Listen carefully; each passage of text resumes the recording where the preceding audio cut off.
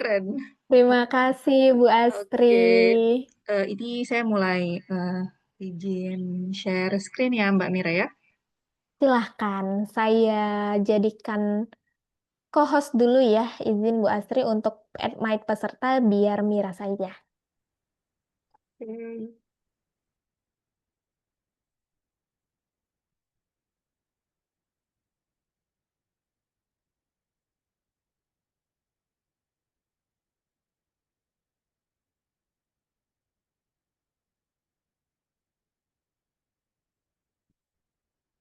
Oke, Mbak Mira izin seharusnya sudah ini ya, sudah kelihatan ya. Sudah kelihatan jelas Bu Astri.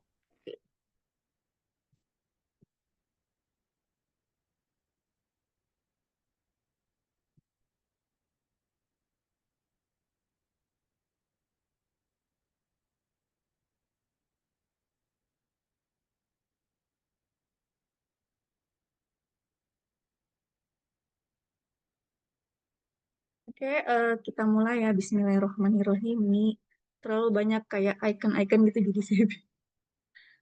Oke. Bismillahirrahmanirrahim.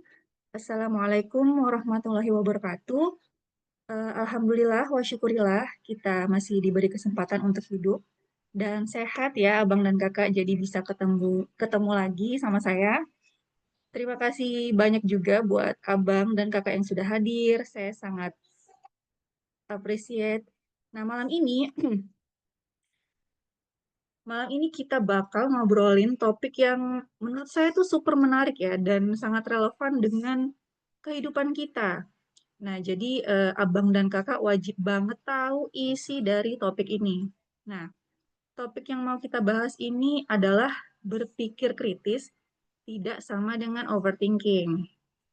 Atau critical thinking itu tidak sama dengan overthinking. Nah, semoga topik ini akan relate buat semua mesin kecerdasan, khususnya untuk mesin kecerdasan thinking ya. Karena kita tahu mayoritas thinking itu suka apa ya, salah langkah. Jadi harusnya dia punya potensi untuk berpikir kritis, tapi malah kepleset, jadinya ke overthinking gitu.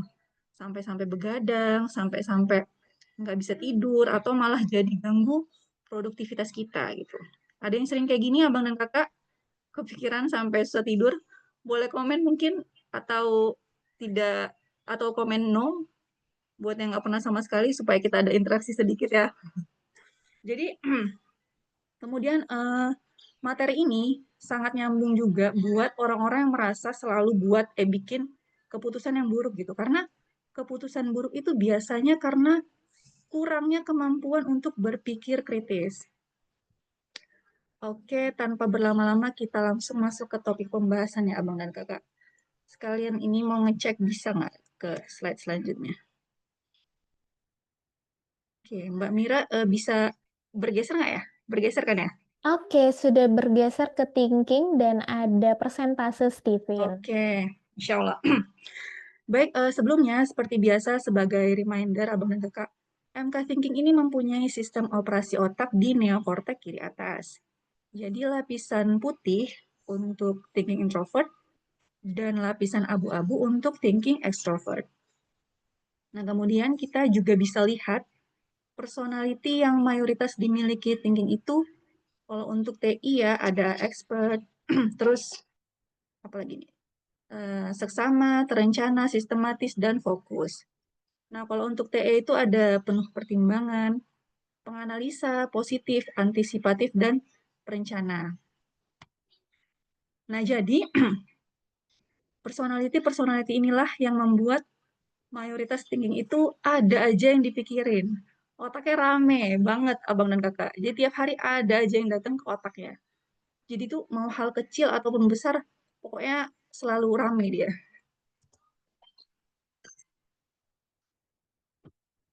Nah, jadi kalau pembahasan yang lalu, kita itu membahas tentang presentasi terkecilnya si thinking. Nah, sekarang kita mau bahas presentasi terbesarnya si thinking yang 100%. Jadi, secara umum, thinking itu dominan pada logika, analisa, dan rasionalitas gitu. Jadi kita lebih nyaman bekerja dengan data, fakta, dan struktur yang jelas. Nah, jadi cerita sedikit ya. Dulu tuh saya punya pengalaman pernah bekerja di bagian kayak analisa produk, auditing, accounting, sama pernah jadi tim khusus yang berhubungan ke kementerian gitu. Nah, jadi itu yang saya hadapi itu data-data sensitif, angka-angka, data-data elektronik. Yang satu file itu isinya ribuan akun. Dan satu akun itu isinya puluhan ribu angka-angka dengan kepentingan yang berbeda-beda. Nah, jadi pada saat itu saya pernah bekerja 20 jam sehari, yang mana artinya saya hanya tidur 4 jam. Dan bagi saya pada saat itu ya, itu tuh asik gitu dalam tanda kutip. Jadi saat saya akhirnya bisa solve the problem gitu dengan data-data tersebut, karena saya merasa waktu itu kayak, ih, waktu itu cepat berlalu gitu. Jadi tahu-tahu kok udah jam 2 pagi, tahu-tahu kok udah jam 3 pagi, terus jam 8-nya harus masuk kantor lagi gitu. Nah, akhirnya setelah mengenal Steven dan dites, oh oke, terjawab, ternyata saya adalah thinking yang punya dominasi otak kiri. Nah, seperti itu abang dan kakak. Baik, kita lanjut ya daripada makin kantuk dengerin cerita saya. Nah, abang dan kakak, pada pembahasan kali ini, topik-topik yang mau kita bahas itu ada yang pertama tingkatan berpikir, yang kedua itu apa sih critical thinking dan overthinking. Lalu yang ketiga, kenapa kita bisa overthinking. Dan yang keempat, kenapa kita juga harus berpikir kritis, lalu bagaimana sih caranya supaya kita bisa berpikir kritis. Oke, kita masuk ke topik yang pertama yaitu tingkatan berpikir. Jadi abang dan kakak, kita tuh harus tahu dulu ya, ada beberapa tingkatan berpikir. Jadi berdasarkan rujukan penelitian dari Edward de Bono tahun 1969 dan 1971, tingkatan berpikir itu ada yang pertama no thinking, lalu half thinking, yang ketiga ada critical thinking, dan yang terakhir overthinking. Nah, inilah yang mau kita bahas satu persatu. Oke, yang pertama ada no thinking. Artinya ini tidak berpikir sama sekali. Nah, jadi sebenarnya hal ini sangat wajar ya, Abang dan Kakak, bisa dibilang gitu. Jadi, no thinking ini eh, adalah sikap instan yang dimiliki hampir semua manusia. Nah, jadi ciri-cirinya itu hanya bereaksi otomatis, kemudian mengikuti kebiasaan dan emosi tanpa evaluasi. Contohnya apa? Contohnya adalah membeli barang diskon padahal tidak butuh sama sekali. Ayo ngaku nih, siapa ibu-ibu yang begitu ya? Atau contohnya langsung membentak anak saat anak tantrum tanpa melihat kondisi, situasi, ataupun alasan kenapa si anak ini tantrum. Oke, yang kedua itu ada half thinking atau setengah berpikir. Nah, ciri-cirinya adalah memikirkan sebagian, ini bisa ditimbang melalui logika atau opini-opini yang ada, namun kita belum mengecek fakta atau data-data ini sampai akar-akarnya. Nah, contohnya itu kalau misalnya kita rebahan ya, scroll sosmed gitu. Nah, kita lihat suatu konten, terus kadang kita suka berpikir, konten ini bener nggak ya gitu. Terus kita ngecek ke kolom komentar, lihat tanggapan netizen. Lalu mikir pakai logika yang kita punya. Oke, nah sekarang udah tahu kan apa itu no thinking dan half thinking ya abang dan kakak. Jadi sampai di sini boleh dikomen juga supaya ada interaksi mana yang paling sering kita lakukan gitu. Apakah no thinking atau half thinking atau jawab, jawab dalam hati juga boleh. Mana yang paling sering kita lakukan. Oke, Ibu Dian half thinking, Masya Allah, keren. Ibu Dian atau Bapak Dian? Oke, baik, kalau gitu kita lanjut ya. Nah, sekarang kita masuk ke tingkatan critical thinking versus overthinking. Yang mana inilah topik yang utama yang kita itu sangat perlu tahu, wajib tahu. Nah, jadi critical thinking ini menurut versi One tahun 2011 adalah penilaian yang beralasan dan reflektif, berfokus pada memutuskan apa yang harus dipercaya atau dilakukan. Jadi simpelnya gini, critical thinking itu berpikir pakai data, pakai logika, tujuannya jelas, dan kita bertindak sesuai dengan hal tersebut tanpa memikirkan hal-hal yang nggak penting. Nah, jadi analoginya ini seperti Google Maps yang ngasih rute jelas, mana jalan yang lebih macet, mana jalan yang tercepat berdasarkan data jalan. Lalu apa sih bedanya dengan overthinking? Nah, jadi menurut American Psychological Association tahun 2022, overthinking ini adalah pola berpikir yang berulang, invasif, dan tidak produktif yang sering dikaitkan dengan kecemasan, stres, ataupun depresi. Nah, jadi simpelnya, overthinking itu pikiran yang muter-muter gitu di kepala, penuh asumsi. Gimana nanti kalau begini ya, terus gimana nanti kalau jadinya seperti ini gitu, dan sering banget tanpa data. Nah, jadi kalau critical thinking tadi kita jalan dan menentukan arah pakai Google Maps, yang overthinking ini pakai perasaan gitu, perasaan doang. Perasaan bener deh ini jalannya. Terus kita coba-coba, ternyata salah. Jadinya muter-muter sampai bensin habis dan nggak sampai tujuan. Atau ya contoh lain yang sering kita jumpai itu kadang kita udah nge-WA seorang nih. Tahu-tahu kita delete lagi beberapa menit kemudian gitu. Nah, itulah namanya overthinking. Sampai di sini saya harap abang dan kakak sudah ngerti ya perbedaannya. Nah, ini ada nih contoh lagi nih abang dan kakak. Kita bisa lihat dari percakapan suami istri tersebut. Jadi ada istri yang nanya, Mas, aku gendutan ya gitu. Suami yang berada di tingkat berpikir critical thinking akan menjawab, itu ideal mama, berat badan mama stabil, yang penting sehat ya gitu. Karena data dan fakta menunjukkan hal seperti itu. Nah, suami yang berada di tingkatan overthinking akan berpikir, waduh, ancaman apa lagi nih? Kalau dijawab enggak, nanti dibilangnya bohong. Kalau dijawab iya, bisa-bisa nggak selamat gitu. Nah, hal ini menunjukkan si suami terlalu mikirin tanggapan istrinya, perasaan istrinya, ataupun keselamatan dirinya sendiri kalau salah jawab ya. Sampai akhirnya dia tidak memikirkan data, fakta yang ada gitu. Lalu ada pertanyaan, kenapa sih kita suka overthinking? Jadi ada beberapa penyebab atau trigger yang bisa menyebabkan kita itu overthinking. Nah, yang pertama itu karena pada dasarnya otak manusia suka memikirkan skenario what if. Nanti ini gimana ya? Kalau aku lakukan ini nanti tanggapan orang seperti apa ya gitu. Nah, yang kedua, sosial media ini men-trigger kita buat bandingin kehidupan kita dengan kehidupan orang lain. Padahal ya, Bang dan Kakak, kita tahu itu bahwa sosial media contohnya apa ya? Instagram. Instagram itu menurut penelitian, 90% konten yang diposting adalah momen-momen terbaik, momen-momen yang sudah disetting, momen-momen yang estetis aja. Jadi kayak contohnya lagi buat buka IG gitu. Terus lihat pasangan romantis gitu, suap-suapan padahal udah punya anak. Terus kita mikir kok bisa ya gitu. Sementara suamiku pagi-pagi yang dicari pertama kali HP gitu, nggak dilihat istrinya. Nah, itulah overthinking. Nah, lalu yang ketiga, kita sering merasa kalau misalnya kita apa ya melakukan hal yang salah, maka dunia bakal berakhir.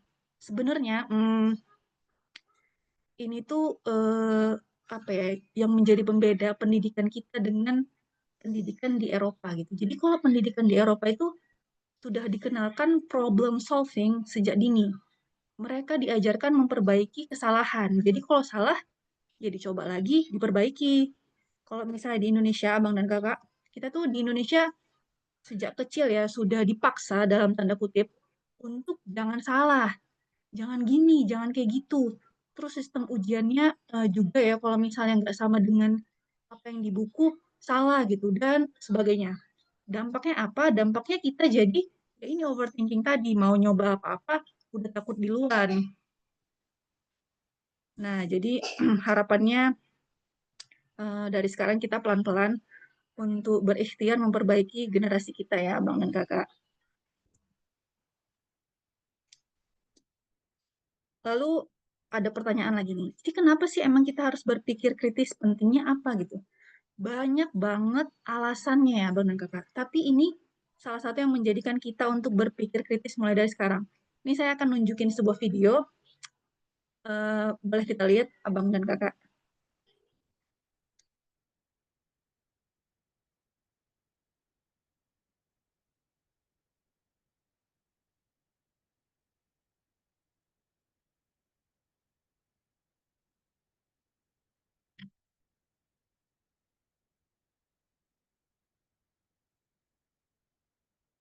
Oke, baik. Mungkin ada yang kelewat ya. Saya akan ulangi sekali lagi. Ada video pendek.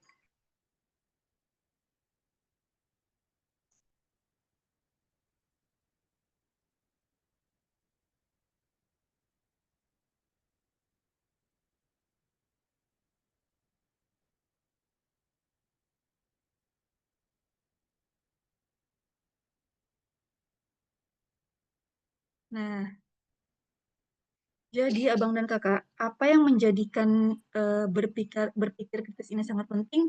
Ya karena itu tadi konten hoax yang bertebaran di mana-mana berdasarkan penelitian ya ini rujukannya sudah saya cantumin di slide. 62% informasi online itu hoax dan menyesatkan. Sudah beritanya sesat, terus penyebarannya juga 6 kali lebih cepat dibandingkan berita yang asli. Nah, lalu yang kedua, kita hidup di era AI dan teknologi. Nah, AI dan teknologi ini udah sangat melekat ya di kita. Yang mana AI ini sebenarnya bisa jadi pedang bermata dua gitu. AI bisa jadi alat pendeteksi hoax atau malah bisa jadi penyebar hoax yang hasilnya itu seakan-akan terlihat asli gitu, seperti yang kita lihat di video tadi. Jadi perbedaan itu kayak benar-benar smooth gitu. Nah, lalu yang terakhir, dengan berpikir kritis, kita ini mempunyai skill yang bisa menggambarkan kinerja yang baik. Nah, jadi berdasarkan artikel juga, penelitian 85% perusahaan itu menyatakan staf dengan skill berpikir kritis itu yang paling banyak dicari. Lalu 72% CEO menyebut berpikir kritis itu sebagai skill utama dalam kepemimpinan. Nah, jadi bagaimana cara kita untuk berpikir kritis gitu? Bagaimana cara supaya kita bisa berpikir kritis? Oke, yang pertama, tanya apa buktinya. Jadi jangan langsung percaya sepenuhnya dengan informasi yang didapat. Jadi tanyakan dulu, apa nih buktinya? Ada datanya enggak? Nah, lalu yang kedua, gunakan sudut pandang yang berbeda. Contohnya saat ada ini ya, misalnya ada barang diskon gitu yang lumayan besar, misalnya diskonnya 90% gitu. Nah, seseorang yang tidak berpikir kritis akan langsung membeli tanpa berpikir apapun. Lah, ini mumpung diskon nih, ya udah beli aja gitu. Padahal kita bisa berpikir dengan sudut pandang yang pertama itu sudut pandang konsumen ya. Jadi apakah barang-barang ini benar diperlukan? Terus kalau misalnya dari sudut pandang sisi penjualnya, kenapa ya mereka bisa kasih diskon sebegitu besar gitu? Ada apa? Nah, lalu bisa jadi sudut pandang keamanan gitu atau security, apakah toko ini terpercaya? Yuk kita lihat dulu reviewnya gitu dan seterusnya. Lalu yang ketiga, bedakan mana fakta, mana opini, dan mana emosi. Nah, contohnya itu kalau fakta seperti ini. Oke, kopi ini panasnya 70 derajat gitu. Kalau opini, kopi ini enak banget. Kalau emosi, aku tuh harus minum kopi dulu baru mood gitu. Nah, jadi tiga pernyataan ini berbeda-beda ya, Bang dan Kakak. Nah, lalu yang keempat ada tetap terbuka dan fleksibel. Berpikir kritis itu bukan berarti informasi apapun ditolak gitu. Ada orang mau ngomong apa langsung dibantah. dia ngomong ini enggak salah itu enggak seperti itu ya bang dan kakak. Jadi kalau emang ada bukti yang baru dan itu masuk akal, kita bisa tetap open minded dan menerima bukti apa pernyataan tersebut. Nah, kemudian yang kelima, kasih deadline buat mikir. Artinya kalau emang sampai batas waktu yang ditentukan dan data yang kita punya masih terbatas, istilahnya masih ada yang kurang gitu. Oke, kita kasih deadline dan ambil opsi terbaik. Jadi misalnya gini, kayak oke, ini ada suatu topik, aku mau mikirin hal ini 15 menit. Kalau jawabannya belum fix, data yang ada cuman ini, ya udah aku akan ambil opsi yang terbaik menurutku. Seperti itu, abang dan kakak.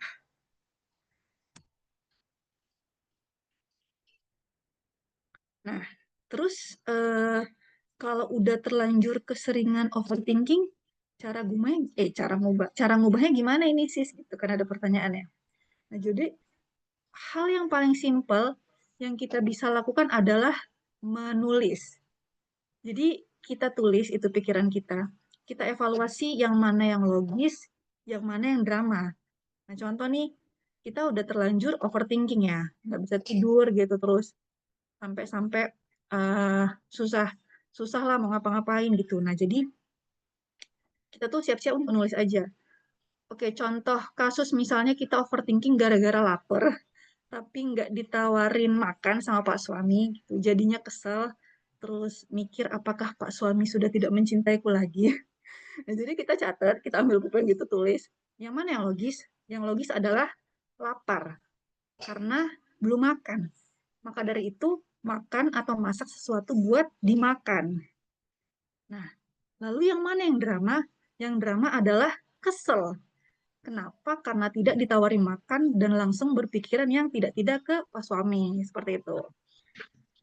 Nah, jadi kita bisa membedakan yang mana yang drama, yang mana yang apa namanya tadi logis gitu ya.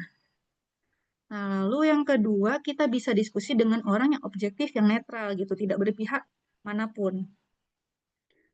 Lalu kita bisa juga fokus ke hal yang bisa dikontrol, bukan hal yang di luar kendali. Sama seperti contoh tadi misalnya, apa hal yang bisa kita kontrol? Yang bisa kita kontrol adalah lapar dan kenyang. Maka yang bisa kita lakukan adalah makan. Yang di luar kendali apa? Yang di luar kendali adalah berharap Pak suami nawarin makan dan berharap Pak suami bisa baca pikiran si istri gitu ya. Siapa ini yang sering seperti ini? Oke. Nah, alhamdulillah pembahasan kita sudah selesai. Sedikit saja ya. Sebagai tambahan sedikit, semua poin-poin tadi, alhamdulillah sudah dan masih sedang saya praktekkan di kehidupan sampai sekarang. Saya juga masih belajar, makanya dengan sharing ini saya juga ikut belajar gitu ya. Harapannya kita bisa belajar terus, belajar hal-hal baru, dipraktekin agar nggak jadi hanya entertain, tapi memberikan manfaat ke kita juga. Dan kita bisa jadi sosok yang relevan dan tidak ketinggalan zaman gitu. Saya mohon maaf apabila banyak kekurangan dan kesalahan, karena kesalahan murni dari saya dan kesempurnaan hanya milik Allah Subhanahu wa Ta'ala. Seperti biasa, alhamdulillah syukurillah yang terakhir ini janjian terakhir, saya mau kasih pantun seperti biasa. Pergi ke Berlin membeli permen, sudah tes Steven, kamu keren. Pergi ke Berlin naik cucu tren, belum tes Steven, hubungi saya atau Steven Brand. Oke, semoga paparan malam ini bermanfaat. Saya Asri, wassalamualaikum warahmatullahi wabarakatuh. Saya kembalikan ke moderator kita yang cantik, Masya Allah, Kak Mira. Terima kasih. Terima kasih Bu Astri. Waalaikumsalam warahmatullahi wabarakatuh. Alhamdulillah, Masya Allah ya Bapak Ibu. eh Sudah menjawab kira-kira dari pertanyaan Bapak Ibu ya yang selama ini mungkin muncul pertanyaan nih ya Bu Astri atau beberapa yang pernah kita jumpai. Em, Mungkin ada yang merasa saya thinking tapi kok seperti orang feeling ya. Kenapa ya? Why? Nah, bisa jadi sumber masalahnya adalah dari apa yang sudah Bu Astri sampaikan. Itu sumbernya dari overthinking yang pintu masuknya itu juga berasal dari what if. Nah, yang pemikiran-pemikiran yang itu tidak ada datanya, sehingga memicu kita khawatir yang berlebihan ya, tanpa ada sumber-sumber atau data-data yang mendukung dan tanpa ada pergerakan dari diri kita sendiri untuk mencari tahu kenapa, why hal ini bisa terjadi, apa solusinya, bagaimana yang harus saya lakukan, sama seperti yang sudah disampaikan Bu Astri juga ya, tentang Google Map ya yang sudah mengarahkan kita tujuannya mau kemana. Tapi kalau kita tidak mencari tahu dari mana kita bisa menemukan tujuannya kalau bukan dari Google Map, tentunya kita akan nyasar. Tentunya kita akan keliling di situ-situ aja dengan perasaan kita yang kayaknya ini bener deh, kayaknya ini jalannya udah pas deh. Nah, salah satu tujuannya dari tes Tiffin adalah menjawab hal yang seperti itu ya, Bapak Ibu. Jadi ketika Bapak Ibu sudah tes Tiffin, sudah tahu apa kelebihan dan kekurangan diri kita, termasuk pasangan ya, terlebih lagi seperti yang sudah disampaikan Bu Astri juga sebelumnya, jangan mengikuti standar TikTok atau standar Instagram ya, Bapak Ibu dan teman-teman semua melihat pasangan orang lain yang, aduh romantis banget ya, aduh kok bisa ya begini, kok bisa ya begitu, aduh dia pencapaiannya sudah seperti ini, dia sudah seperti itu. Jangan menyamakan semua standar yang orang lain punya dengan standar yang kita miliki. Ya, Betul banget, setuju dong. apalagi zaman sekarang ya Bu Astri ya, kalau misalnya orang sudah begini kayak kita merasa ketinggalan banget, ketinggalan jauh. Padahal kalau kita lihat dari masa lalu ya, kita lihat bagaimana kita sebelumnya, untuk keadaan kita pada saat ini itu sudah jauh lebih baik. Kita bisa bertahan ya, kita sudah lebih maju. Setidaknya mindset kita sudah tidak sama dengan yang hal-hal sebelumnya yang mungkin pernah kita lakukan. Nah, seperti yang Bu Betul, Astri juga betul. sampaikan tentang perubahan generasi juga ya Bu Astri. Nah, ini penting banget. Jadi untuk orang tua yang hanya tes Tiffin anaknya aja ya, Mira doakan ya. Untuk Bapak Ibu yang mungkin dananya belum mencukupi, Mira doakan mudah-mudahan Allah memberikan jalan ya, memudahkan rezeki Bapak Ibu untuk bisa tes Tiffin semuanya satu keluarga. Kenapa? Karena untuk perubahan generasi itu utamanya pondasinya adalah orang tua. Bener ya, Bu Astri ya? Dong, benar, setuju banget, setuju. Ya, jadi jangan berharap anak harus berubah dengan apa yang mereka miliki, tapi ubahlah pengaruh lingkungan agar potensi anak bisa didukung. Jadi jangan lagi menggunakan pola asuh orang tua zaman dulu ya, apalagi zaman baby boomers mungkin ya Bu Astri ya, yang Iya, benar anaknya sekali. banyak. Anaknya Mm-mm. mungkin 9, 10, 11 tidak bisa diperhatikan satu persatu ya. Bisa jadi ada feeling yang persentase kasih sayangnya itu harus 80%, sedangkan anaknya banyak ya kan, nggak bisa satu aja diperhatikan. Ada juga yang memang harus kita akui kehebatannya, ada yang memang harus kita tunjang pendidikan atau kritikalnya seperti thinking ini ya. Nah, itu harus dilatih juga, harus diberikan banyak pengalaman mungkin ke anak sensing. Nah, sekarang sudah disediakan ya, sudah banyak informasi-informasi yang mudah sekali diakses untuk Bapak Ibu mencari tahu apa yang harus saya dukung dari mesin kecerdasan anak saya dan apa yang harus saya lakukan dengan potensi yang saya punya. Nah, itu silakan disesuaikan dengan pintu utamanya dari tes Tiffin. Ya, mudah-mudahan bisa menjawab ya dari apa yang sudah disampaikan Bu Astri luar biasa sekali. Bahkan belum ada pertanyaan, tapi dari apa yang sudah disampaikan Bu Astri itu sudah menjawab pertanyaan semua dari Bapak Ibu ya kayaknya. Nah, Amin, tapi amin. silahkan kalau misalnya Bapak Ibu masih ada hal yang ingin ditanyakan ya di luar daripada tentang critical thinking yang sudah disampaikan oleh Bu Astri, silakan disampaikan. Tetap dengan tema thinking pada malam hari ini. Tapi kalau misalnya Bapak Ibu atau teman-teman ingin bertanya di luar daripada thinking tentang sensing, intuiting, feeling, ataupun insting, tetap boleh. Tapi Mira akan lebih prioritaskan untuk Bapak Ibu dan teman-teman Sobat Berenity Talk yang ingin bertanya tentang thinking malam hari ini. Oke, dan dengan catatan juga ya, karena ini sudah waktunya kita masuk di sesi Q&A dan juga sharing ataupun diskusi.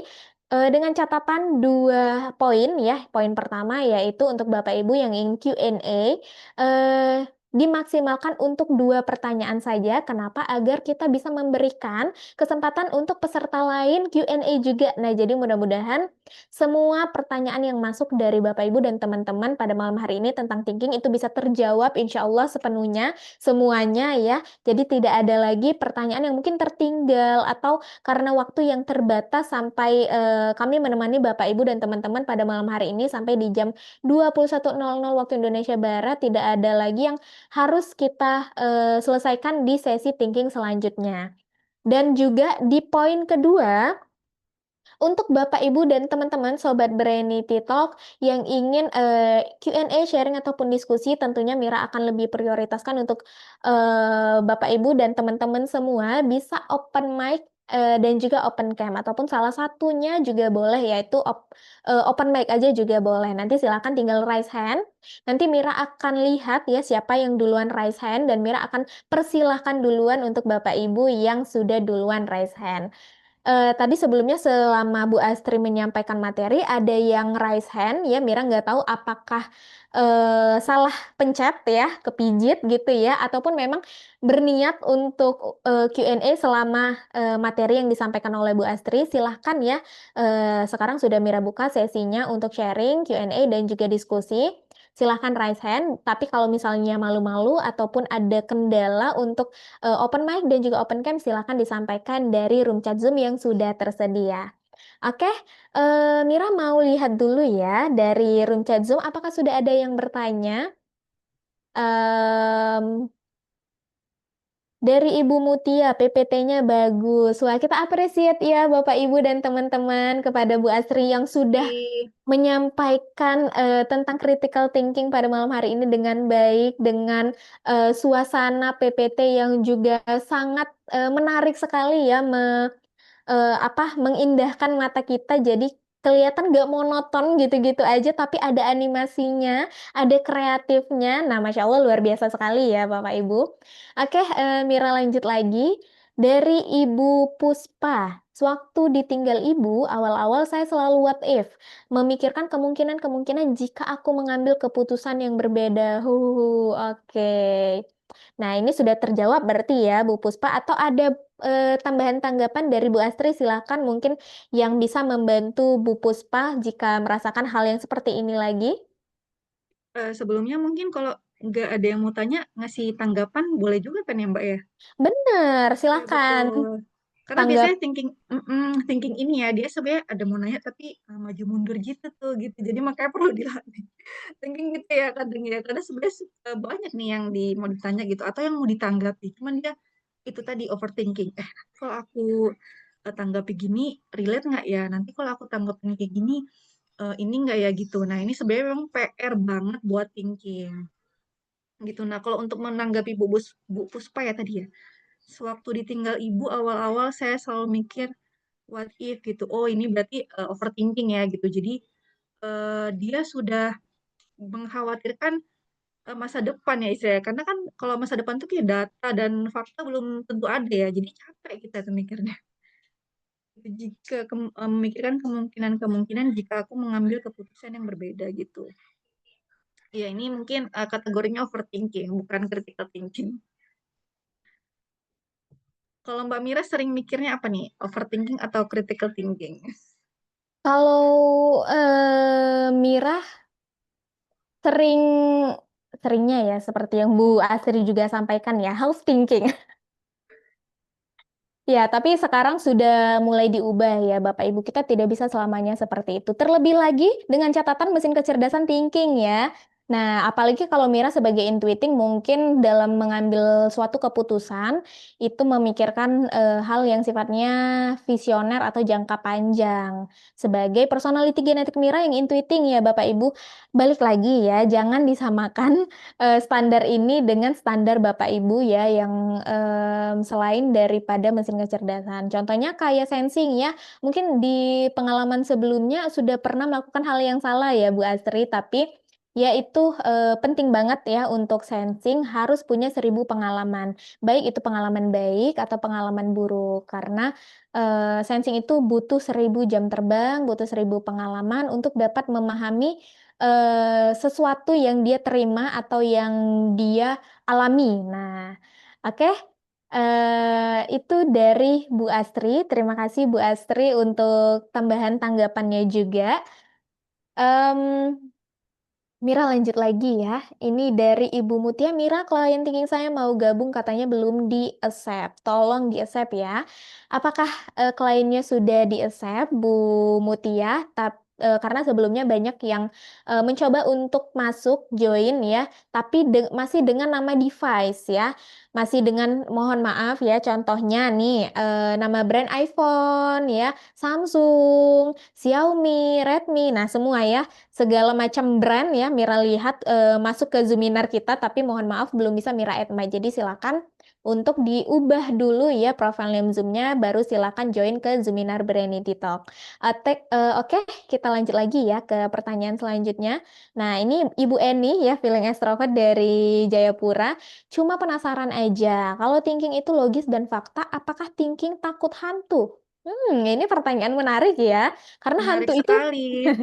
hantu itu kan ada fiksi ya, Bu. Hal-hal yang sifatnya juga fiksi bagi beberapa pengertian ya, Bu Astri. Nah, silakan mungkin tanggapan dari Bu Astri sebagai seorang thinking juga menanggapi tentang hantu ini bagaimana?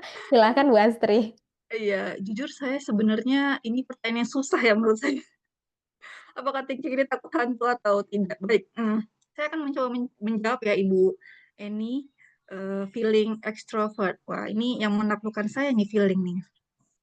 Baik, kalau misalnya ditanya thinking itu takut hantu atau tidak, ini nggak bisa secara general ya menurut saya. Jadi kalau misalnya emang pada waktu berdasarkan pengalaman, pada waktu saya kecil, ya saya sih takut ya sama hantu. Kenapa? Karena kita tuh waktu kecil tuh kayak lihatnya hantu tuh sosok yang mengerikan gitu. Apalagi dulu ya kalau misalnya ada iklan-iklan gitu, kita lihat dia mukanya serem atau apa gitu. Nah, kita belum apa ya, belum sadar bahwasannya terlalu jauh lah mikirnya kalau hantu itu goib atau apa segala macam. Jadi kita tuh mikirnya dulu tuh waktu kecil ini case anak kecil, mungkin semua mesin kecerdasan saya pikir sama ya kalau untuk hantu ini. Karena dia mukanya serem dan dia kerjanya menakut-nakuti dalam tanda kutip, nakut-nakuti berarti kan orang tujuannya menakuti ya. Jadi kita tuh harus takut gitu. Jadi kalau saya bisa jawab untuk case anak-anak, saya pikir semua mesin kecerdasan tidak termasuk thinking juga takut ya untuk sosok hantu ini. Nah, cuman kalau semakin dewasa gitu, mungkin 20-an ke atas atau apa atau sudah matang lah otaknya sudah mengerti kalau misalnya eh, hantu itu makhluk goib dan dia tidak bisa mengganggu kita secara apa ya? Secara langsung karena kan sebenarnya dalam Al-Qur'an juga dibilang nggak bisa ya mereka ganggu kita gitu-gitu. Terus bagaimana cara ininya apa namanya? me- me- supaya kita melindungi diri kita sendiri gitu. Mentameng lah diri, itu kan kita juga tahu. Nah, itu saya pikir rasa itu lama-lama pudar dan akhirnya tidak tidak takut lagi gitu. Malah sekarang jadinya takut ke sosok manusia nih yang akhirnya bisa menyakiti kita secara real gitu. Kayak misalnya maling gitu ya atau seseorang yang udah kayak narkobaan gitu kan di tengah jalan apalagi di Medan ini ya begal gitu-gitu tuh dibandingkan hantu tadi. Karena semakin dewasa kita tahu bahwasannya manusia ini kayak lebih serem nggak sih dari hantu gitu ya karena efek-efek menyakitinya real gitu. Seperti itu sih menurut saya. Karena kalau disandingkan hantu hantu logis dan fakta eh, nggak relevan ya. Makanya semakin dewasa kita udah nggak takut lagi sama hantu itu gitu. Oke, seperti itu kurang lebih Mbak Mira. Oke, baik. Terima kasih Bu Astri untuk tanggapannya tentang hantu di pikiran orang thinking ya, dalam Serem kacamata banget thinking. pembahasannya tentang hantu. Tentang hantu ya, tapi memang Iya, benar banget yang Bu Astri sampaikan. Jadi kalau setiap anak-anak juga pasti akan memikirkan hantu itu menakutkan ya, karena juga persentase logikanya juga belum sepenuhnya berjalan. Jadi semua mesin kecerdasan itu berlaku. Tapi kalau pada thinking yang dewasa, cenderung ya dominan yang Mira jumpai juga rata-rata tidak terlalu percaya pada hal yang seperti itu karena cara kerja otaknya itu berdasarkan data ya sumber-sumber atau informasi yang kredibel karena itu sifatnya mistis ataupun fiksi ya kayaknya seperti itu. Nah, jadi jarang Mira menjumpai juga orang thinking dengan kepercayaan yang seperti itu kecuali dia mungkin balik lagi ya, bukan critical thinking tapi overthinking kayaknya ya Bu Astri. Nah, mungkin bisa betul jadi. sekali. Oke, baik terima kasih Bu Astri untuk tanggapannya. Nah, ini di sini sudah Makasih. ada yang raise hand ya dari Ibu Nimas. Bu Nimas Thinking Introvert dari Bekasi. Silakan Bu Nimas, apakah ingin Q&A, sharing ataupun diskusi? Silakan Bu Nimas. Ya, terima kasih. eh ini saya sih kayaknya mau nanya ya. Gini, saya thinking introvert, terus suami belum belum dites ya. Gitu. Cuman saya mau Oke, nanya pola komunikasi. Saya ada karena saya dengan suami LDR cukup lama ya, sampai sekarang juga masih gitu. Jadi mungkin komunikasi kami memang agak apa ya? Saya bilang memang sering nggak agak sulit ya dipertemukan. Jadi saya kan kalau thinking kan tidak suka mengulang-ulang sesuatu ya. betul sekali. Heeh. Jadi saya merasa kadang berkomunikasi sama suami itu sulit. Saya merasa sudah memberitahu, saya tidak suka dengan misalnya apa gitu ya yang dilakukan.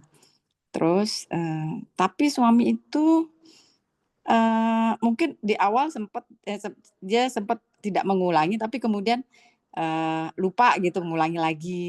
Terus, mengulangi jadi saya merasa karena sudah pernah menyampaikan itu dan dia pun sudah memberi feedback yang sesuai gitu ya, tapi kemudian lupa, jadi akhirnya apa ya, jadi silent treatment gitu. Akhirnya memilih diem karena capek kan, bosen ya kita ngomong ya, kita kan orang thinking gitu. Nah itu gimana ya caranya gitu, karena akhirnya jadinya, ya kita ketemunya sebentar tapi kok diem-dieman gitu. Jadi nggak suka sih hal itu, tapi ya saya juga kadang-kadang nggak bisa ngontrol gitu. Gimana ya caranya? Oke, Heeh. ini menarik sekali ya Ibu, Mhm LDR LDR ya. Ini mhm. izin ya Mbak Mira langsung menanggapi. Saya pikir lewat moderator dulu tadi. Ini langsung aja. Oke, tadi Ibu TI kondisinya dengan suami LDR komunikasi agak sulit karena memang T tidak suka mengulang-ulang sesuatu ya. Udah dikasih tahu kemarin, ini kenapa diulangin lagi gitu ya Bu ya. Perasaan kita seperti itu gitu Bu. Capek banget ngulangin hal-hal yang sama, habis energi gitu. Pikiran kita masih banyak kepentingan yang lain gitu. Si T mikirnya gitu.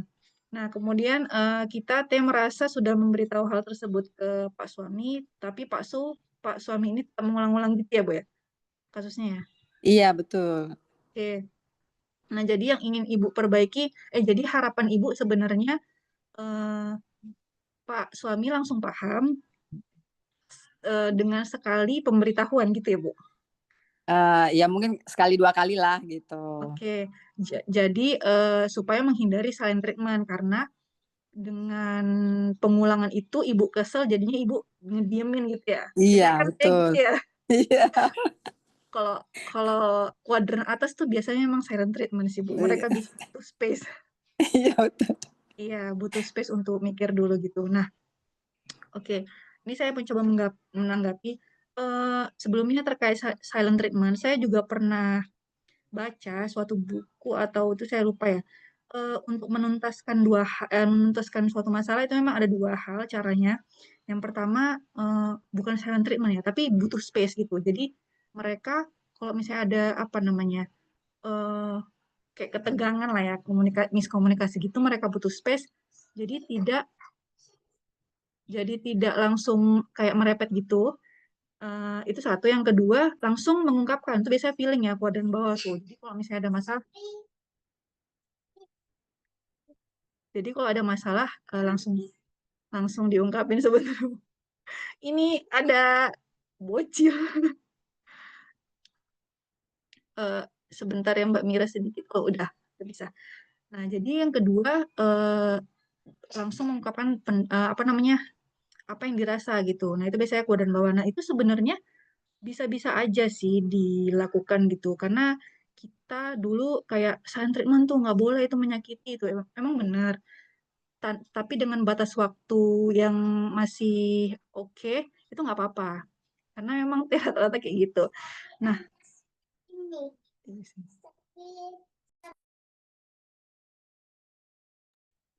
Oke, ditunggu sebentar ya Bapak Ibu. Inilah perbedaan mesin iya, kecerdasan. ini jadi kita ada Distraksi.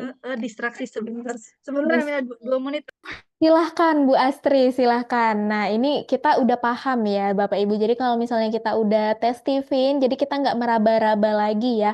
Oh, Bu Astri adalah seorang thinking yang dimana kebutuhannya jika harus fokus ya fokus ya.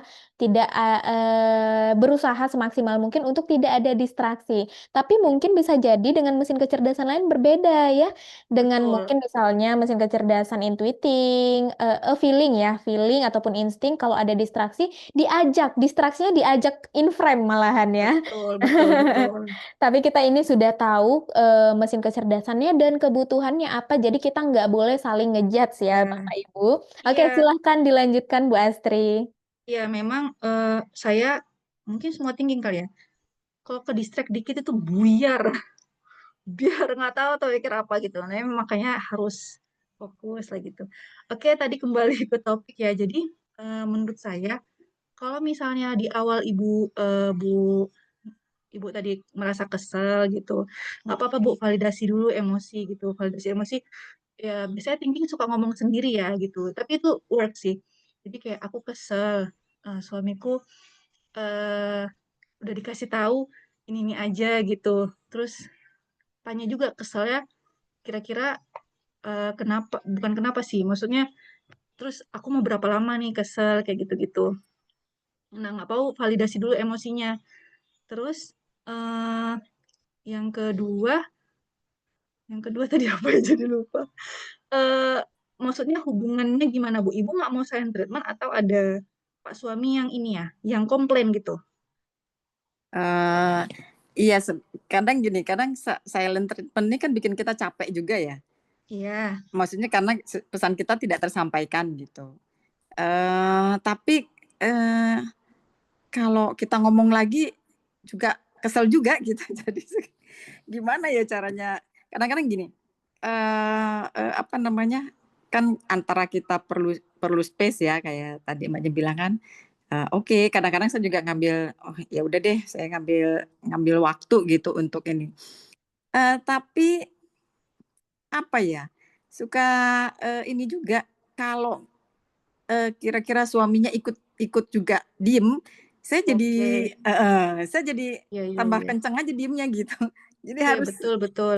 gitu kan. Itu kan kan itu tipenya thinking ya kayak gitu. Iya, betul. Tetap aja harus harus suami dulu yang, entahlah dia mungkin cuma ngomong apa, tidak harus membahas itu gitu. Misalnya Iya. minta tolong apa gitu. Tapi Biasanya, iya, sorry Bu, ya, dipotong. Biasanya mm-mm. kalau ya udah, kalau didiamin mah aku juga bisa ngediamin gitu. Iya gitu. Ngikutin Nah, personality kayak gitu. nah masalahnya mungkin kalau dulu mungkin suami apa namanya, ya dia ngomong ya, begitu dia ngomong ya saya juga langsung cair gitu ya. Tapi nggak tahu belakangan karena mungkin bertambah umur atau gimana ya. Jadi suami juga dia ikut diem gitu. Nah itulah jadinya jadi masalah. Iya, Gimana ya? ingat. Iya. Nah, Gimana kita ngasih batasan itu kok? Ya sudah iya, gitu. iya, karena tadi, oke, saya mungkin bisa ngasih lagi pendapat ya. Karena mungkin kita belum tahu eh, mesin kecerdasan Iya, Pak suami, jadi iya, mungkin ya itu dia mungkin. keterbatasannya di situ ya Bu, informasinya. Mm-mm, Nah, mm-mm, berarti kita mm-mm, di sini melindungi diri dulu nih. Berarti itu kan di mm. luar kendali ya. Itu hal-hal yang Iya, nggak bisa kita kontrol. Berarti uh-uh, kita istilahnya mengontrol diri kita dulu sendiri. Nah, mm-mm. kemarin pernah tuh saya bahas tentang marah ya Mbak Mira. Jadi kayak kenapa sih kita harus marah, ngapain marah gitu. Nah, ini bisa bisa jadi ini juga nih eh, cara.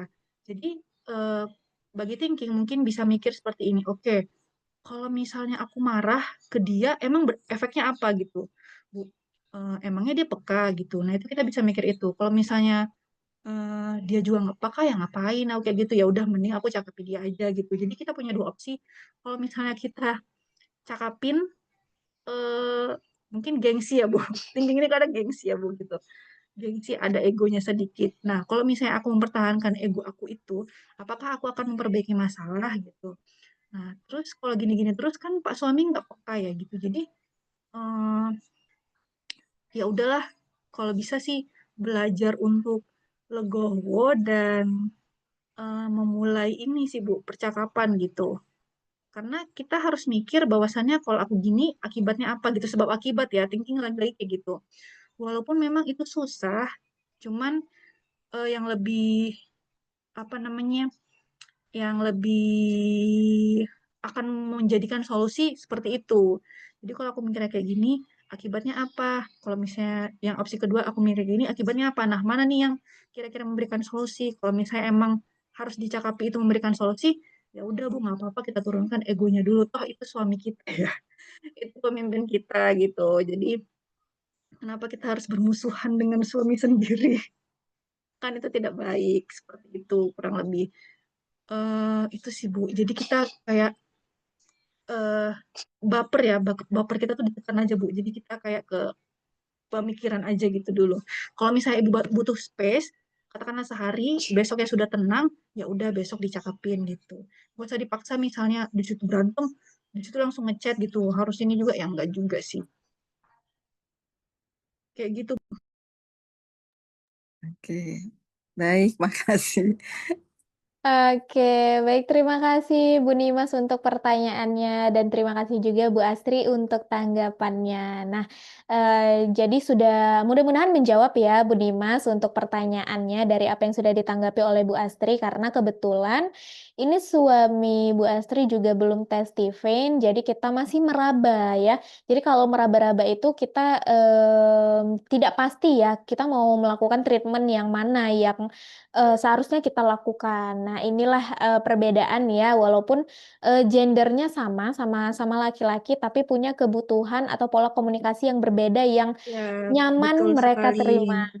Nah, inilah manfaat, salah satu manfaat ya, ketika pasangan atau suami istri itu duluan melakukan tes TVIN. Jadi selesaikan bagaimana pola hubungan antara suami dan istri, kemudian Ya. maksimalkan pola komunikasi dan juga pola asuh dengan anak. Jadi selesai Mm-mm. dari akar, baru akan tumbuh sampai ke batang, daun-daun, dan bunga-bunga.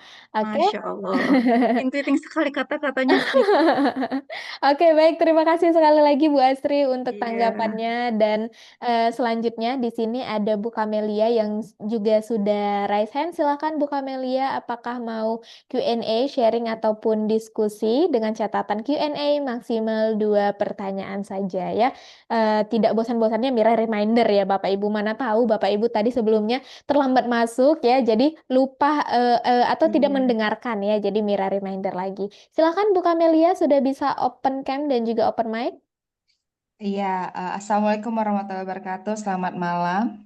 Waalaikumsalam. Waalaikumsalam Selamat warahmatullahi malam, Bu Kamelia. wabarakatuh. Selamat malam, Mbak Asri. Iya, mungkin ini pengalaman saya ada dua. Saya ingin mungkin ada masukan juga buat Ibu. Siapa tadi yang nanya ya? Ibu Eh, Nimas. Ibu Nyimas, karena itu Ya. juga pernah pengalaman juga ke saya gitu. Dan ada satu lagi saya ada pertanyaan. Nah, untuk mungkin ini sharing-sharing karena kita sama-sama perempuan yang sudah menikah. Dan pada saat itu juga saya juga pernah mengalami hal seperti itu, Bu. Saya intuiting introvert. Dan suami saya itu saya nggak tahu karena belum tes juga. Dan kalau misalkan memang marah-marahan itu lebih diem ke diem gitu. Dan dia tipikal yang kayaknya thinking, nggak mau ribet gitu. Kalau kalau seperti kalau tebakan saya, suami saya itu dulu thinking, nggak mau ribet. Pokoknya lo ikutin gue, kalau nggak ya udah gitu. Karena gue istilah itu kayak gue imam lo tuh nggak usah ikut-ikut, udah gue yang ngatur semua rumah tangga kayak gitu kan. Oke. Kayaknya itu sebagai yang intuitif introvert bagi saya yang kadang-kadang overthinking dan critical juga thinkingnya kadang-kadang nggak masuk karena saya pakai logika gitu. Kenapa? Kan bisa diskusi, kan bisa win-win solution gitu kan. Tapi balik lagi memang akhirnya kami berdua cerai gitu karena tidak masuk gitu, tidak masuk, saya nggak masuk, dia pun nggak masuk. Mungkin memang harus memikirkan ya efek dari kalau misalkan kita diem-dieman, apalagi ibu LDR. Saya juga dulu tuh juga bukan LDR tapi memang mantan suami itu over apa ya, working holic gitu loh, apa-apa kerja, apa-apa HP, nggak mau bagi tugas ke rumah tangga kayak gitu-gitu. Nah mungkin juga komunikasi juga gitu, benar kata Mbak Asri, komunikasi, tapi pada intinya memang eh, heart to heart sih untuk berbicara gitu. Jadi maunya apa gitu. Kalau menurut saya sih itu.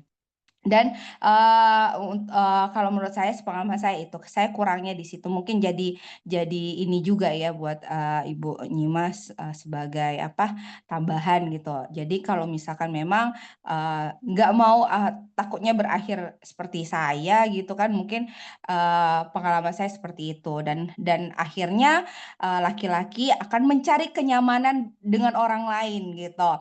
Dan kalau kita diem-dieman gitu, tidak ada komunikasi yang istilah itu kayak pilotok ya. Kalau misalkan di rumah tangga itu kan kalau malam-malam, kalau dia ajak ngobrol atau memang jalan bareng gitu. Jadi kita tumbuhkan lagi rasa. Nah, karena pada saat itu saya tidak ada pengalaman hal yang itu, karena dia tipikal yang workaholic dan saya tipikal yang ya lo kan yang salah, lo kan yang harus minta maaf, kayak logikanya gitu kan. Itu saya nggak nemu gitu, dan jangan sampai seperti saya itu, mungkin itu. Dan yang kedua, bagaimana Mbak menurut Mbak Asri, seperti saya nih intuiting introvert, sedangkan anak saya intuiting extrovert gitu.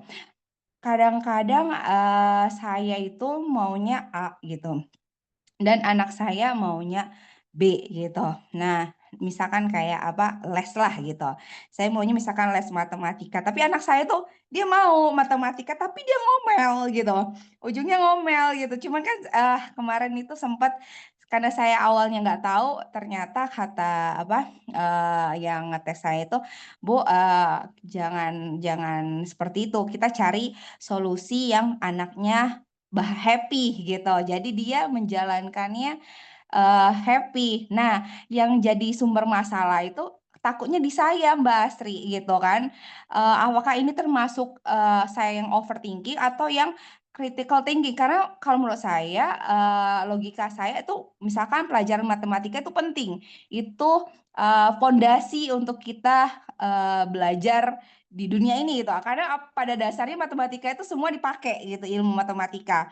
Nah, mungkin apakah memang dari saya yang terlalu keras kepala, nggak mau mendengarkan orang lain, ataupun saya punya pendirian sendiri, atau bagaimana solusinya untuk saya itu meredam gitu apa yang ada di isi kepala saya gitu loh. Karena kalau intuiting itu biasa gitu ya, banyak mikir gitu. Intuisi banyak mikir, dan saya juga introvert, ditambah introvert. Jadi saya itu kalau misalkan ngobrol sama orang kayak kehabisan energi gitu. Karena introvert tadi kan udah nyaman dengan sendiri, apa-apa bisa handle sendiri gitu. Menurut Mbak Asri seperti apa yang harus saya lakuin? Itu aja, terima kasih. Assalamualaikum warahmatullahi wabarakatuh. Waalaikumsalam. Masya Allah. Keren, Ibu Kamelia. Dari apa namanya, terima kasih sharing-sharingnya. Ini juga masukan untuk kita semua ya. Untuk saya juga pribadi gitu. Nah, kembali ke pertanyaan. Tadi Ibu intuiting introvert, anaknya IE. Ibu misalnya maunya A, anaknya maunya B gitu ya. Eh, kalau misalnya, kalau untuk intuiting, sepemahaman saya, atau mesin kecerdasan yang lain ya. Kalau misalnya kita sebagai orang tua kepengen anaknya mau seperti ini, istilahnya kayak mengarahkan gitu ya. Oke, tapi kita pakai caranya mereka, Bu. Jadi, katakan kayak tadi, kita mau anak kita belajar matematika, which is bagi Intuiting sebenarnya ini bukan kayak passionnya mereka ya. Matematika itu Mm, kan kayak kesukaannya Ting-Ting ya gitu, otak kiri. mm, Nah, cuman mau nggak mau kita memang nggak ada pilihan lain karena kita masih hidup di Indonesia di mana akademis itu penting. Istilahnya mm, kalau mau masuk sekolah ini harus segini. Apalagi itu ya matematika, matematika bahasa Indonesia itu kan dasar ya. mm, Nah, menurut saya caranya ikuti dia Bu gitu. Jadi ya udah bebaskan aja. Mungkin Intuiting tuh bisa ini ya deal-dealan gitu. Dikasih tahu mm. kayak analogi gitu cerita ya Iya, cerita. Diceritain gitu manfaatnya apa gini-gini. Terus, nah setelah dia masuk nggak usah terlalu kita buntutin. Buntutin dalam arti nggak usah terlalu kita eh, mungkin harusnya sih intuiting intuiting nggak gitu juga ya harusnya apa namanya nggak harusnya intuiting ini nggak terlalu apa namanya eh Saklek. merep iya kayak gitu ke anaknya harusnya jadi kayak tadi belajar apa. PR-nya ada ayo kerjakan sekarang terus halaman berapa PR-nya itu kayaknya nggak penting Bu harusnya karena itu sebenarnya jadi nggak suka seperti itu jadi kayak kita kayak apa ya monitor aja gitu oke dia mau belajar ya udah dibebasin gitu terus nanti kalau sesekali kita boleh bilang nak kalau bisa nanti juara ya gitu karena juara itu istilahnya kayak penting gitu nanti nilai A-nya bagus ya udah cukup segitu aja jangan kasih tahu nak kamu terus juara caranya seperti ini harus kayak gini gitu nah itu sensing banget ya dikasih tahu perintilan atau apa gitu mm, menurut saya itu sih jadi kita bisa mengarahkan maunya kita tapi pakai caranya si anak gitu. Kalau extrovert berarti harusnya difasilitasi ya. Jadi kayak dia maunya apa atau butuhnya apa kita fasilitasi sih gitu sih Bu. Kurang lebih. Gimana Mbak Mira sebagai II intuiting juga? Oke, sebelumnya Mira mungkin ada tambahan, tapi Mira terima kasih dulu ya untuk Bu Kamelia. Terima kasih banget atas sharingnya tentang pola hubungan pasangan suami istri. Kenapa itu juga sebenarnya seperti insight juga ya. Pentingnya tes Stephen. Kalau misalnya hanya salah satu aja yang tes Stephen, tapi pasangan tidak mau tes Stephen ya, jadinya beban berat sebelah dan itu bukan menjadi tanggung jawab pasangan untuk merubah perilaku pasangan kita juga karena kita hanya Mm-mm. bisa memberikan treatment sebagaimana yang seharusnya kita berikan agar mereka juga merasa dalam keadaan nyaman. Nah, itu juga salah satu bentuk dalam mengisi tangki cinta juga. Nah, dan juga untuk tentang intuiting, menurut Mira pribadi sebagai seorang intuiting introvert juga, seharusnya pola parenting intuiting itu lebih kepada kebebasan. Jadi semua hak itu letaknya ada di anak. Dan kalau misalnya dalam pola hubungan Bu Kamelia sebagai intuiting dan anak juga sebagai intuiting, itu seperti sparring ya, sama-sama bersaing. Nah, sama-sama seperti bersaing antara orang tua dan juga anak. Nah, itu juga sebenarnya bisa jadi sumber stimulus untuk si anak, apalagi anak Bu Kamelia juga intuiting extrovert, extrovert yang sumber stimulusnya itu datang dari orang lain. Nah, jadi juga dengan catatan anak intuiting itu paling gak suka didetailkan, paling gak suka sebenarnya gak nyaman ya, bukan gak suka karena kita nggak bisa menghindari orang-orang yang memerintah kita, tapi karena kita sudah tahu anak kita adalah seorang intuiting, sebaiknya hindari aja kata-kata perintah atau menyuruh atau memaksa yang sifatnya itu juga bisa menekan. Dan juga intuiting ini kalau dalam pelajaran-pelajaran akademis sebenarnya intuiting hanya perlu implikasi. Saya juga bahkan sampai saat ini selain daripada hitung-hitungan yang memang digunakan dalam kehidupan kehidupan kita sehari-hari, kehidupan nyata seperti bagaimana saya menghitung diskon atau segala macam perkalian, perhitungan dan sebagainya. Saya nggak tahu implikasi saya sampai saat ini ya, tapi mohon maaf sebelumnya untuk Bapak Ibu dan teman-teman kalau ada yang kalau yang menyukai pelajaran ataupun ada yang berprofesi di bidang seperti itu, saya sampai saat ini tidak bisa tahu ya, tidak bisa mengimplikasikan ke kehidupan nyata apa manfaat saya belajar matematika tentang rumusan X ketemu Y ketemu Z. Nah itu saya nggak tahu apa manfaatnya di kehidupan saya pada saat ini kalau misalnya saya nggak terjun ke bidang itu yang mungkin saya mau jadi guru matematika atau ya lain sebagainya tentang profesi itu. Nah, sebenarnya intuiting itu butuh itu. Jadi intuiting ini sebenarnya wawasannya luas. Dia belajar banyak hal yang itu tidak dari pelajaran-pelajaran akademis aja, tapi dia belajar dari banyak hal kehidupan nyata, dia mendengar, dia learning by doing ya. Jadi belajarnya seorang intuiting itu nggak hanya saklek di sekolah aja, justru di luar lingkungan sekolah itu dia paling banyak belajar dan juga sistem pembelajarannya juga tidak sama seperti intuiting introvert yang cenderung intuiting introvert itu masih masuk ke pembelajaran secara formal, tapi intuiting extrovert itu lebih ke pembelajaran yang sifatnya itu masih informal. Jadi fleksibel, lebih ke arah yang seperti itu. Itu kalau dari tambahan dari Mira untuk Bu Kamelia. Mudah-mudahan bisa jadi tambahan baru ya Bu Kamelia.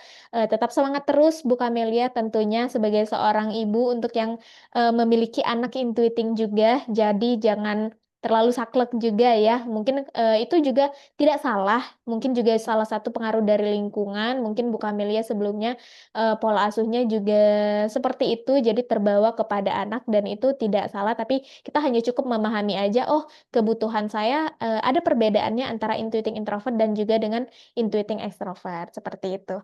Oke, sekali lagi terima kasih Bu Kamelia untuk sharing dan juga pertanyaannya. Walaupun tema kita pada malam hari ini tentang thinking, tapi tidak ada masalah karena tadi sebelumnya Bu Kamelia juga udah sharing ya tentang eh, pola komunikasi ya dan juga pola hubungan antara suami istri yang tes Tiffin ataupun belum tes Tiffin begitu.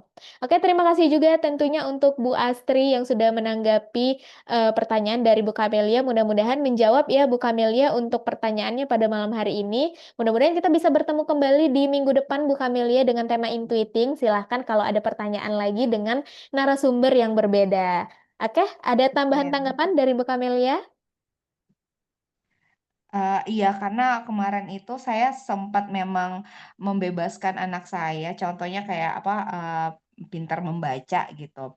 Nah, sempat saya ditegur, saya tipenya sebenarnya santai, cuman akhirnya telat bisa baca anak saya, Mbak, gitu. Jadi saya nggak mau mengulang hal itu serupa gitu loh. Jadi, saya ditegur guru, ditegur ibu, saya neneknya juga, karena saya memberikan "Udah, nggak usah dipaksa anak belajar." Ujung-ujungnya anak saya paling telat gitu, pinter bacanya gitu. Jadi, itu saya nggak mau mengulang hal itu sih, makanya matematika tuh saya nganggapnya itu penting deh gitu kan, saya bilang sama anak saya, tapi dikerjain karena kayak Kumon ya, anggap sorry, saya spill namanya, itu banyak PR jadi dia ngoceh gitu, inilah itulah gitu, tapi kerjain tipenya gitu. Cuman kemarin waktu tes Stephen akhirnya saya ditegur, "Udah Bu, nggak usah kalau anak udah kayak gini." Jadinya gitu, gitu. Itu aja sih Mbak, makasih infonya. Oke, baik. Terima kasih sekali lagi Bu Astri, Bu Kamelia ya, mohon maaf, Bu Kamelia yang sudah menambahi tanggapannya ya. Sekali lagi, intinya anak intuiting itu bisa semuanya ya. Cepat belajar juga, cepat memahami, asalkan lingkungan itu tahu bagaimana cara untuk menstimulus. Jadi tidak ada tekanan juga. Jadi intuiting itu nggak perlu disuruh, nggak perlu kita awasi, nggak perlu terlalu kita bebaskan juga, tapi kita juga harus tahu bagaimana caranya untuk kita menstimulus untuk anak intuiting agar dia mau melakukan hal yang sudah kita stimulus. Stimulus itu artinya kalau misalnya dia tadinya susah memahami hal-hal dalam agama, kita putarkan aja rekaman-rekaman YouTube dari ustadz apa gitu, volumenya digedein, cukup dia hanya mendengar aja, karena bahasanya Intuiting itu kan menyindir ya.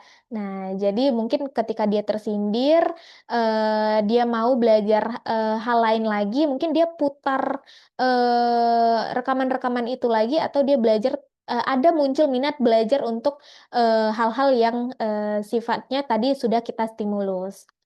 Oke, oke. Eh, Terakhir Bu Astri, ini untuk pertanyaan terakhir ya pada malam hari ini dari Ibu Yanti. Masya Allah, malam hari ini banyak pertanyaan yang belum sempat terjawab karena keterbatasan waktu, dan Alhamdulillah aktifnya para peserta Brainy Talk malam hari ini ya. Sudah ada 2 orang tadi yang berpartisipasi aktif bertanya open mic. Dan ini Mira bantu bacakan untuk pertanyaan terakhir dari Ibu Yanti. Pertanyaannya, anak saya tinggi introvert, perempuan kelas 2 SD. Di sekolahnya ada kegiatan pengembangan bakat. Pengembangan bakat apa yang cocok ya, Bu? Oke. Silakan Bu Astri tanggapannya. Oke, thinking introvert perempuan kelas 2 SD, berarti saya dulu waktu kelas 2 SD itu apa? Sebelumnya mohon maaf nih abang dan kakak ya, ini pertanyaan terakhir, mohon maaf banget. Ntar insya Allah kita diskusi lagi. Jadi kalau misalnya untuk thinking itu kata kuncinya kayak mandiri, terus ada kemenangan juga, dan bisa pakai logis atau fakta. Nah, jadi eh, kalau misalnya untuk perempuan ya, biasanya pada umumnya thinking itu bisa kayak kalau untuk laki-laki itu kayak tinju gitu-gitu, karena dia 1 lawan 1. Nah, jadi dia harus 1 lawan 1 karena bisa menentukan menang, ya kalau menang untuk dia sendiri. Kalau kalah ya udah gitu. Beda sama feeling, feeling mungkin kayak sepak bola ya, karena kan dia rame gitu. Kalau misalnya pun menang ya rame-rame. Nah, itu kurang greget bagi untuk thinking ya, karena menangnya rame-rame gitu. Nah, jadi pengembangan bakat yang ciri-cirinya seperti itu apa ya? Bisa juga kalau misalnya ada olimpiade kayak pelajaran gitu, misalnya katakan pelajaran bahasa Inggris atau matematika, bisa juga seperti itu. Atau catur, kalau perempuan dia suka catur gitu, karena kan dia 1 lawan 1 ya, seperti itu. Terus kalau misalnya, cuman itu mungkin kadang jarang ya kalau misalnya untuk kelas 2 SD seperti itu. Pada dasarnya kalau untuk sekolah dasar, apapun bisa-bisa aja sih ya, asal ada menang dan kalah kalau untuk thinking gitu. Jadi kalau misalnya dia mau bakatnya ke bahasa Inggris atau bakatnya ke apa gitu, nah itu kan bisa ini mengarahkan dia tuh kayak ke challenge gitu, ke lomba, dan akhirnya dia menang. Seperti itu sih Bu. Mungkin ada opsi nggak ya, pengembangan bakat di sekolahnya ada apa gitu. Cuman dari saya itu sih. Betul. Heeh. Oke, terima kasih Bu Astri untuk tambahan tanggapannya. Mungkin boleh ditambahi kira-kira Bu Yanti di sekolahnya itu disediakan kegiatan pengembangan bakat apa ya yang lebih spesifik, jadi bisa langsung dipilih yang sesuai dengan anak thinking introvertnya yang perempuan kelas 2 SD. Karena oh nggak ada. Oke, kalau nggak ada ya mungkin bisa dileskan di luar, itu kan bakat juga ya. Dileskan di luar maunya apa? Bahasa Inggris, matematika, boleh Bu. Yang penting ada kayak otak kiri lah, otak kiri banget gitu. Benar, jadi nanti mungkin bisa dibantu untuk ikut olimpiade, cerdas cermat, dan lain sebagainya yang sifatnya atau motivasinya itu menuju kemenangan pribadi ya Bu Astri ya. Betul, betul, Jadi bukan betul. berkelompok. Iya, betul. Oke. Kesukanya sendiri-sendiri. Terus saya juga Apalagi bingung. thinking introvert ya Bu Astri ya. Iya. Oke, sudah jelas dan menjawab ya untuk Bu Yanti pertanyaannya ya. Mudah-mudahan kita bisa bertemu lagi dengan pertanyaan baru lagi dari Bu Yanti di sesi thinking selanjutnya ya. Dan sebelumnya sekali lagi mohon maaf banget untuk Bapak Ibu dan teman-teman semua yang pertanyaannya sudah masuk tapi tidak sempat kita jawab ya, karena waktu kita yang terbatas dan pertanyaannya juga masuk mungkin di mepet-mepet di akhir sesi, tapi tidak ada masalah. Mudah-mudahan kita masih diberikan waktu, kesempatan, dan juga kesehatan untuk bisa bertemu kembali di sesi thinking di Brainity Talk selanjutnya. Jadi kita masih bisa sharing-sharing lagi, masih bisa bertanya jawab lagi, masih bisa diskusi lagi ya, insya Allah Bapak Ibu. Oke, sebagai penutup di Brainity Talk kita pada malam hari ini dengan tema thinking, silahkan Bu Asri, apakah ada closing statement tentang thinking pada malam hari ini? Wah, nggak ada sih ya, mungkin udah cukup. Pokoknya saya terima kasih banyak buat moderator, Mbak Mira, dan abang-abang yang lain yang sudah hadir. Dan yang kedua, mohon maaf karena saya juga belajar ya. Tapi sebenarnya saya senang ya sharing-sharing kayak gini karena istilahnya kayak ngulang gitu sih, ngulang ngulang apa yang saya udah pernah baca atau apa yang sudah saya pelajarin gitu. Nah, mohon maaf banget kalau misalnya banyak masih kesalahan karena saya juga masih belajar, tapi saya senang bisa sharing. Itu sih. Semoga nanti kita bisa ini lagi, tanya jawab lagi, sharing-sharing lagi, diskusi di lain hari. Seperti yang Mbak Mira bilang tadi. Dan terima kasih ya Bang dan Kakak, Mbak Mira.